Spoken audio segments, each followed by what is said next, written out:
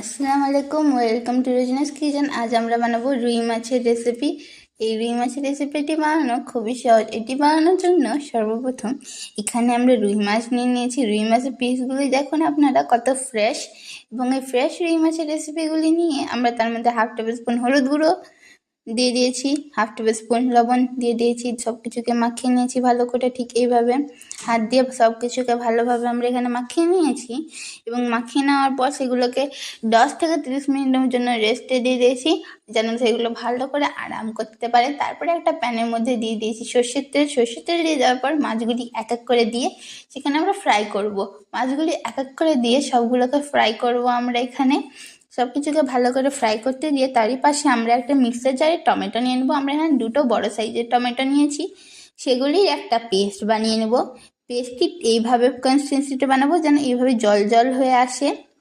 তারপরে মাছগুলোকে ভাজতে থাকবো। সেই মাছগুলোকে ভেজে তুলে নেব। সেই মাছগুলোকে ভেজে তুলে নেব একটা অন্য পাত্রে। তারপরে সেখানে টমেটো পিউরিটা দিয়ে দিব। টমেটো পিউরিটা দিয়ে দেওয়ার পর তার মধ্যে দিয়ে দেবো কালো জিরে দিয়ে দেওয়ার পর সব কিছুকে ভালোভাবে আমরা ভাজতে থাকবো। এখানে সব কিছুকে